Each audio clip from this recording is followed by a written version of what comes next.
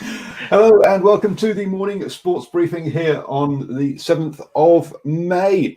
Hi, I'm Paul and I'll be your host today on New Zealand Sports Radio, because this is your best way to start the day up to date with all the important sports news, even if there isn't much of it going around. The Bundesliga is coming back. Lord's first summer without cricket in over 200 years. Chaos in Australian rugby administration. Channel 9 exec has a crack at the NRL, and Sport New Zealand's dig deep for support of the community sport. And you've got to say that the mess in the Australian sort of administrations and arguments they've had have kept us going this month. So thank you very much, Australia, for not having your house in order around your administration. It has helped us an awful lot. And we're going to go straight on to football news then. And a country that does have its house in order is Germany. Apparently, Angela Merkel came out yesterday to say that they were going to be reducing their lockdown measures. And one of those that they were reducing would mean that the Bundesliga would be able to restart this month. So, yes, German football is expected to be back up and running within the next couple of weeks. So look out for that, folks. We're going to have some top flight competitive sport back at last. And that is there's no slight on the Belarusian league. Let's be honest, it's not been top tier football. Also, over in the UK or in England, the Managers Association has come out and said that the Premiership could be cancelled if clubs do not get on board with the idea of neutral venues. There have been calls from some of the teams that are threatened by relegation to say that the integrity of the competition would be brought into doubt if they had to play at neutral venues, even though they'd be playing behind closed doors at home. So it's all getting what it looked like the Premiership or the Premier League over there was getting things in order. It's all fallen apart in the last couple of days as self-interest takes hold. So it's going to be interesting to see what happens over there in the EPL. They still have a number of games to play in a short period of time, and a lot of people using the word integrity recently around that sport because of potential rule changes and also venues there. Let's now move on to our cricket news. I'll hand you over to Ashwin for that news on 200-year-old presidents. We're talking here, not Ashwin, aren't we? I mean, they've played through world wars. They've played through other flus and things, but this one really has stopped them in their tracks. Yeah, basically it's well, good morning, Paul, actually, and good morning to the listeners and viewers out there. But basically it's sort of, if there's no cricket happening, it'll be absolutely, as you say, you've had a couple of world wars in that period. Who knows what other wars? I mean, you'll be very au fait with English history in terms of what wars have gone on outside of the two world wars. And Spanish flu would be the big one that's been mentioned around, pandemics as it goes in terms of measuring up to COVID. So, the first time in 233 years that there is the chance that there will be no play at Lord's. And so the MCC will have no income. So basically what we're looking at there, if there is no further cricket at Lord's this summer, it will have cost them £30 million. Now, that £30 million of loss would have been made up by hosting 2 test matches, an ODI against Australia, the 100 group games and final. So the final for the 100 is played at Lord's, as well as the domestic T20 fixtures. Now, there's no guarantees that the final for the T20 would be played at Lord's because it goes to the top qualifier effectively. So that's where the £30 million loss would have been made up. But I mean, again, the historical fact that no play at Lord's for 233 years. The losses that I've just mentioned will be offset. Now, get this, 300 new life memberships have been sold, bringing in £15 million. I ran short of time, so I wasn't able to get my calculator out. But what's that, £2 million each? Oh, no, more than two. That's more than £2 million each. No, 300, right? Yeah. And 15. Oh, sorry. No, my maths is as good as those Americans. Three. Yeah, but anyway, that's a lot of money coming in. But the initial intention of that fundraising was actually for the £52 million redevelopment of the Compton Edrich stand. So that's folks, that's £50,000 each for those life memberships. And unsurprisingly, there, Ashwin, they didn't mention the county championship games, because of having been to a county championship game at Lords, you get about 15 to 20 people in the stands, which is it makes for a surreal experience watching cricket in a ground that is that big with so few of you there. It's interesting, as you say. You mentioned effectively first-class cricket, that 4-day format, and globally it seems to be a man and his dog watching at the ground generally. Yep.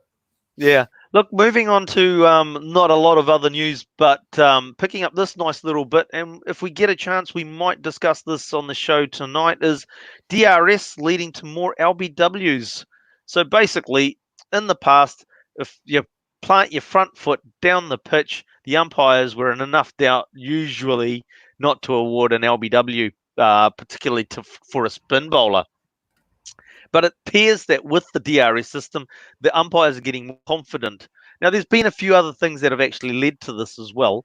So basically, now you're starting to see a bit more of the umpires, particularly with the spinners, is that when that front foot's going down the pitch, they're starting to get that finger up to award the LBW as a wicket.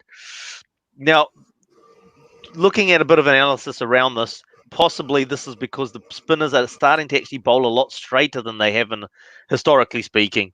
So there's more wicket to wicket, and you've got the right armers that are going more round the wicket to the left-handers and then straightening the ball up. So whilst the statistics pretty much show par for par in terms of prior to DRS to now, and with DRS for fast bowlers, with the spinners, 17% of the spinners' dismissals were given out LBW prior to DRS, and that's now up to 21% of LBW decisions under DRS. So that's basically just showing that if you're a spinner, you like DRS, I think. And as I said, if we get a chance, we'll discuss that on the show today. So make sure to join Rohit, Taryn, and myself at 8 p.m. New Zealand time. So if you're in Australia, Hugh, that's at 6 o'clock for you. Tonight on Swinging from the Hip, right here on Facebook, YouTube, and Twitter. And make sure you take us on your journeys using podcasts available on iHeartRadio. Paul, that's the cricket news, and we'll see everybody here at 8 p.m. tonight. Thank you very much, Ashwin. And look, I've got my cricket jersey on, all special for you because you've got your cricket show on this evening. And don't forget, the podcast is available on iTunes, Spotify, Acast, and all your other podcatchers as well, not just iHeartRadio, as much as Stephen seems to love iHeartRadio. So, Stephen, I'll hand over to you for the birthdays today. Oh, yes, iHeartRadio, that's my favourite. Paul, good morning, everybody tuning into New Zealand Sports Radio. In birthdays today, the man they call Shag, and a Warriors legend. And that's where we start this morning. Stacey William Jones, born this day, the 7th of May, 1976, is a New Zealand former professional rugby league footballer who has been named amongst the greatest New Zealand has ever produced. He played as a halfback, but he has also briefly played at first 5'8" during his distinguished career, which included 46 tests for New Zealand between 95 and 2006. Stacey Jones, who turns 44 today, is the first and only life member of the New Zealand Warriors Club who holds the records for the most appearances, tries, and points which he held at the time of his retirement. The man they call the Little General was awarded the Officer of the New Zealand Order of Merit for services to rugby league in 2006. Absolute legend. Warriors could do with his sort of player at the minute. And moving on, Sir Stephen William Hansen, born this day, the 7th of May, 1959, is a New Zealand rugby union coach and former rugby union player. He's former head coach of the All Blacks, having stepped down at the end of the 2019 Rugby World Cup. Hansen began his career with Canterbury in provincial rugby from 1996 to 2001.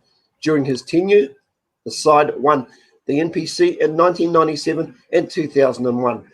In 1999, 2000 and 2001, he was the assistant coach to Wayne Smith and then Robbie Deans for the Canterbury Crusaders.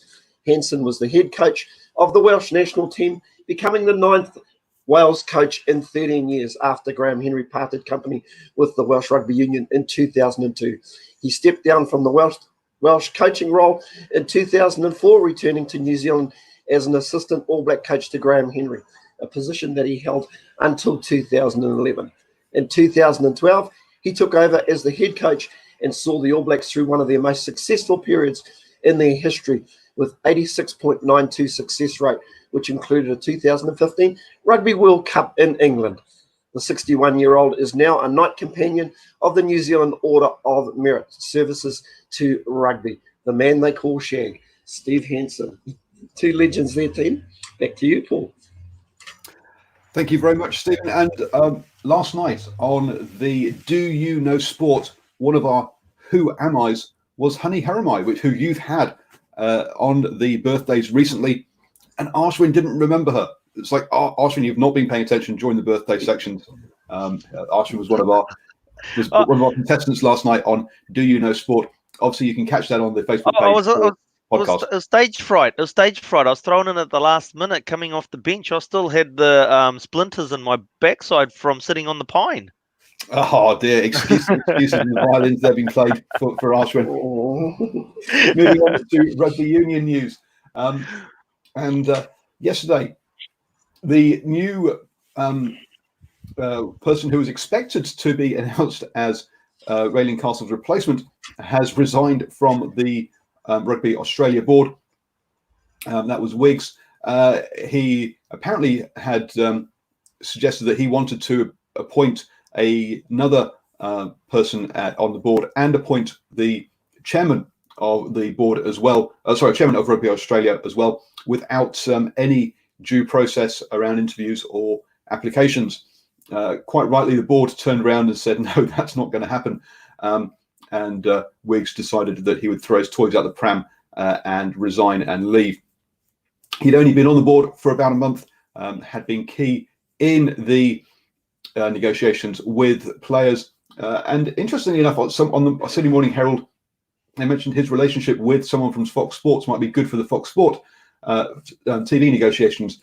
Yeah, good for Rugby Australia or good for Fox? That's got to be the question there. So yes, it looks like so he has gone now, and it looks like Rob Clark is going to be the interim boss, as Carroll confirms his long-term interest. So all change at the top there, and we sometimes say a week is a long time in sport. In Australian rugby at the moment, 2 days seems to be an absolute eternity, and change things around. So we'll let you know how that develops over the coming weeks, or maybe even just week, the way that it's the speed that it's moving at the moment. The All Blacks have come out and said they're ready to play the Wallabies for the Bledisloe Cup as soon as the borders get open. So with Jacinda Ardern attending the Australian cabinet meeting the other day, and the potential of a Australasia bubble, you've got to say that the Bledisloe Cup could be the first international rugby that is back up and running. Maybe, just maybe, we might see Sam Cane run out as captain of the All Blacks this year. Over in South Africa, and Francois Stern has said that South Africa should move away from SANZAAR and align itself with Europe. Now, clearly, SANZAAR came out the other day and said, no, that's not going to happen. South Africa, Australia, New Zealand, and Argentina have all signed up to SANZAAR for the next decade. But there have been lots of talk, obviously, of a trans-Tasman competition replacing Super Rugby, and now Stein has come out in South Africa suggesting they should move north as well. So there have been at times talks of a blank sheet of paper for rugby's sort of calendar and structures. Let's be honest, it never has been totally blank. There are pieces on there that would still exist afterwards and have to be accommodated. But it does seem that change could be happening. There's a lot of people engineering for it at the moment, and we'll see how that goes. Stein also came out and said that he is still going to keep playing with the hopes of playing in the Lions for South Africa in the Lions Tour next year. That gets you up to date with all the rugby news. I'm going to hand you over now to Stephen to bring us up to date with the league. Thanks again, Paul. The shots keep firing in the NRL. Nine Entertainment Chief Executive Hugh Marks has fired another salvo at the NRL, saying it's not a given. The league is part of the network's future. Marks' comments come as delicate discussions continue with the NRL over how much it will pay to broadcast this year's rejigged competition. While stakeholders continue to press ahead with a May 28 restart date, it remains unclear how much the game will receive from Nine and Foxtel. We have had to be hard. We have agreed to nothing this year, Mark said during a conference hosted by investment bank Macquarie on Tuesday. There is no government on value or for how long it's given that the NRL has to be part of our future. It has to just pay its way like all of our content does. And if it doesn't, well, again, we are less reliant on that as a revenue source. It was only last week that Nine and Foxtel signed off on the NRL commencing its restructured season later this month, but new financials were not clear. Nine newspapers went on to report that its network is looking to deduct $28 million from the $118 million it agreed to pay the league for the season. Marks predicted that the broadcasting the game this year would run at a loss. So there you go. It'll be interesting to follow that story and see where we go moving forward. And just a story from the Kiwis. New Zealand skipper Dallin Watene-Zelniak hopes the game can figure out a way to include some international matches at the end of the season, despite the global COVID-19 pandemic. With the end of the year internationals up in the air and State of Origin rescheduled to the postseason after the Telstra Premiership Grand Final at the end of October, Dylan Watene-Zelniak said a loss of tests could kill the momentum the international game has been building. At his club's first line on media opportunity since the code was forced into a hiatus in March before the scheduled May 28th resumption, the Bulldogs fullback said there had been a video conference call between the players and staff of the Kiwi squad during the hiatus to keep everyone connected. It would be awesome to get a game out. It's the pinnacle for us as Kiwis. We don't have origins, so international is the highest we can go. Circumstances are different at this time. We'd love to get out and play for the Kiwis. We'll have to see what the NRL do, but you never turned out an opportunity to play for your country. So there we have it in league news this morning. Have a great day, everybody, and we'll see you again tomorrow morning. Thank you very much, Stephen, for the update on the league. Moving on to other sports now, or more to the point, actually funding of other sports. Sports New Zealand is going to dig into its cash reserves and offer up a $25 million relief package targeted at the community and regional sports bodies. You've got to say that with a lot of clubs reliant on the money that comes over the bar, and B, the money from various gambling trusts around the country, that a lot of sports and a lot of sports bodies are going to be, or a lot of regional bodies are going to be in a lot of financial difficulty. And so this $25 million is going to be a very important lifeline for some of those clubs. Also, the TAB, which obviously also funds a lot of the sports, depending on how much betting is on each sport, has said that they are looking at reducing their headcount by 30%. That is believed to represent something around 160 jobs there at the TAB, which is run by the horse racing industry. They have claimed $4 million in wage subsidies for their 595 employees so far. But let's be honest, the takings at the TAB will be down, even though people have been betting on things like Russian table tennis, Armenian snooker, and Belarusian football. The actual takings are down, or must be down. So you've got to say that this doesn't come as a major surprise. At 2 p.m. today, we have got the long talk with Mike Watson, the international beach volleyball player. So dial in for that. And we will be back here at 8 a.m. every single morning, so you can start your day the best way, up to date with all of the important sports news. Thank you, Ashwin. Thank you, Stephen. And have a good day, everybody.